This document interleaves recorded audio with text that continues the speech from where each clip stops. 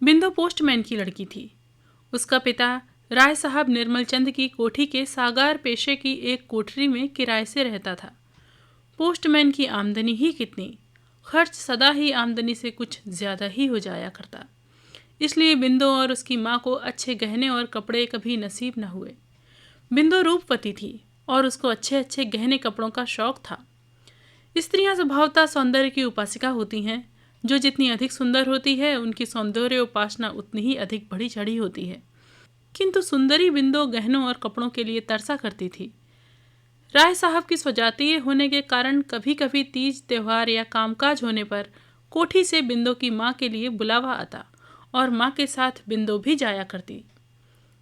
वहाँ राय साहब की लड़कियों को खूब सजी धजी देखकर, उनके चमकते हुए हीरे मोती के गहने और दृष्टि फिसला देने वाले रेशमी कपड़ों को देखते ही वो अधिक क्षुब्ध हो जाया करती। विशेषकर इसलिए और भी कि राय साहब की लड़कियां सुंदर न थीं। गहने कपड़े उनके शरीर पर ऐसे जान पड़ते जैसे किसी ठूंठ के साथ लपेट दिए गए हों। बिंदु की राय थी कि अच्छे कपड़े और गहने पहनने का अधिकार उन्हीं को होना चाहिए जो सुंदर हो।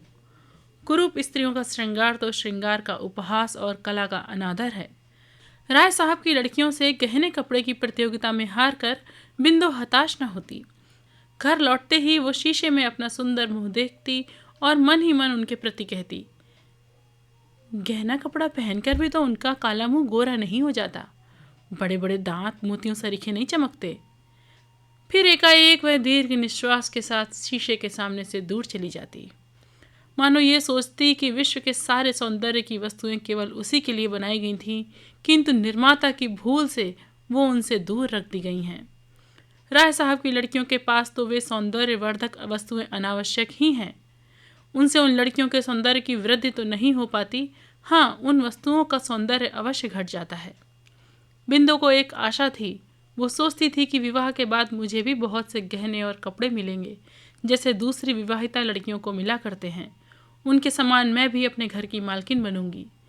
मेरे वे भी बहुत सारा रुपया लाकर मेरे हाथों में रख दिया करेंगे और तब मैं भी मनमाना खर्च करूंगी। बाजार में कोई अच्छा कपड़ा या गहना देखते ही वे मेरे लिए खरीद लावेंगे और मैं उसी अभिमान से पहनूंगी जैसे ये पहनती हैं।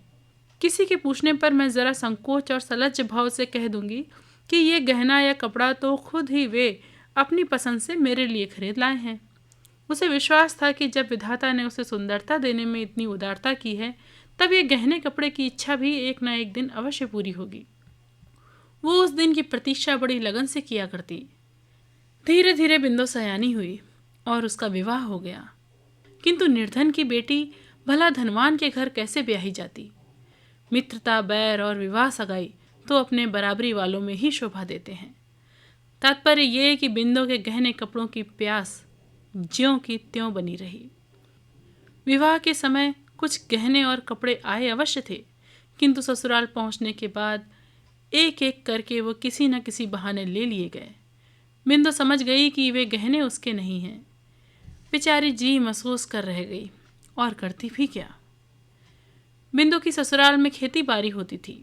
परिवार बड़ा था। बिंदु की 2 जेठानियां थीं और एक अविवाहित देवर। 3 भाई तो खेती का काम मन लगाकर करते थे, किंतु बिंदु के पति जवाहर, इनका मन खेती के कामों में न लगता। वे स्वभाव से ही कुछ शौकीन थे। उनकी गाने बजाने की तरफ विशेष रुचि थी। कुश्ती लड़ने और पहलवानी करने का भी शौक था। गठे हुए बदन पर सदा मलमल या तंजेब का कुर्ता रहता। घुंघराले बाल सदा किसी न किसी सुगंधित तेल से बसे रहते। स्वभाव में आत्माभिमान की मात्रा भी कुछ अधिक थी। वे कुछ न कमाकर भी घर पर अपना रोब जमाते रहते। बिंदु कुछ पढ़ी लिखी होने के कारण उस देहात में आदर की वस्तु हो गई थी। विशेषकर उस समय अवश्य जब वो रामायण या महाभारत का पाठ पढ़ती और गांव की अनेक स्त्रियां वहां एकत्रित हो जाती। वे बिंदु की सास के भाग्य की सराहना करती और कहती, ये लक्ष्मी सी बहू तुम्हारे घर आई है। इसके कारण भगवान के 2 बोल हम लोग भी सुन पाती हैं।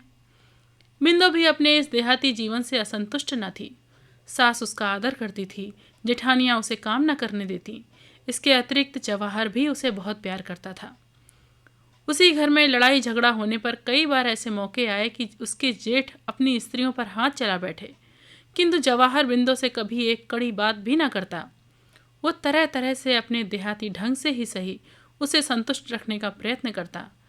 बिंदु भी अब सुखी थी। उसे गहने कपड़े की याद न आती थी। वैसे तो देहात में अच्छे गहने कपड़े पहनता ही कौन है, फिर भी सबके बीच में बिंदु ही बिंदु देख पड़ती थी। बिंदु सबसे अधिक सुंदरी तो थी ही, साथ ही पति की तरह वह सबसे अच्छे कपड़े भी पहना करती थी।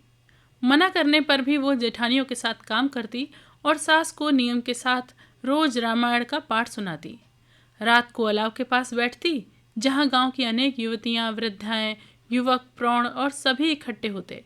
फिर बहुत रात तक कभी कहानी होती और कभी पहेलियाँ बुझाई जाती। वहाँ दिन भर के परिश्रम के बाद सब लोग कुछ घंटे निश्चिंत होकर बैठते। उस समय कहानी और पहेली के अतिरिक्त किसी को कोई चिंता ही न रहती। सवेरे सवेरे नदी का नहाना भी कम आनंद देने वाला न रहता। बूढ़ी, युवती, बहू, बेटी सब इकट्ठी होकर नहाने जाती। रास्ते में हंसी मखौल और तरह तरह की बातें होती। बिंदु भी उनके साथ जाती। नदी में नहाना उसे विशेष प्रिय था और कभी कभी जब वह बिरहा गाते हुए दूर से आते हुए अपने पति की आवाज़ सुनती, या जब वो देखती कि उसका पति अपनी मस्त आवाज़ में खुदा गवाह है हम तुमको प्यार करते हैं गा रहा है, तो उसे प्रतीत होता कि जवाहर उसी को लक्ष्य करके कह रहा है। तात्पर्य यह कि बिंदु पूर्ण सुखी थी। अब उसकी कोई और इच्छा ही न थी। एक बार बिंदु की माँ बीमार पड़ी। माँ की सेवा करने के लिए बिंदु को लगातार 4-5 महीने नहर में रहना पड़ा। फिर उसकी आंखों के सामने वही राय साहब की लड़कियां और वही गहने कपड़ों का प्रदर्शन होने लगा। उसकी सोई हुई आभूषणों की आकांक्षा फिर से जाग उठी। वो सोचने लगी, क्या इस जीवन में मेरी अभिलाषा कभी पूरी ना होगी? तो फिर ईश्वर ने मुझे इतना रूप दिया ही क्यों? किंतु विधि के विधान पर किसका जोर चलता? राय साहब निर्मल चंद 40 के उस पार पहुंच चुके थे। फिर भी उनमें रसिकता की मात्रा आवश्यकता से अधिक थी। वे प्रायः सिनेमा देखने जाया करते थे, किसी कहानी की एक्टिंग करने के लिए नहीं, केवल सुंदर चेहरों को देखने के लिए।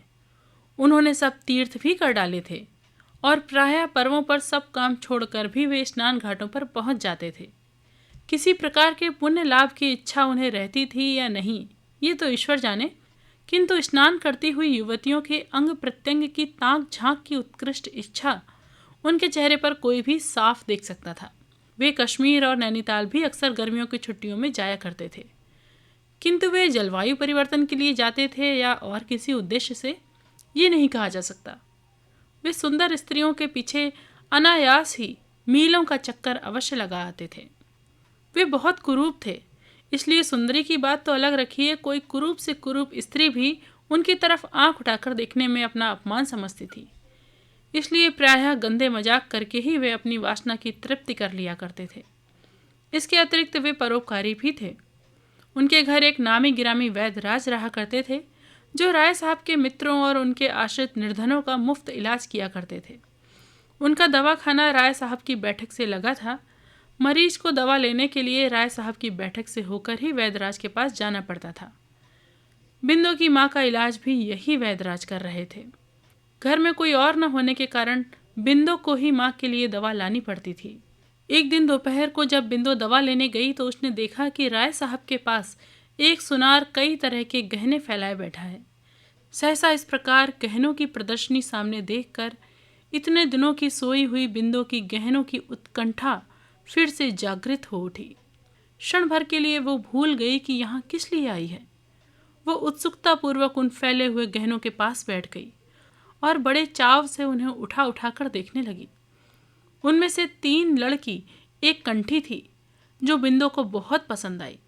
उसने उस कंठी को कई बार उठाया और रखा और अंत में एक ठंडी सांस के साथ वो उसे वहीं रखकर अलग खड़ी हो गई।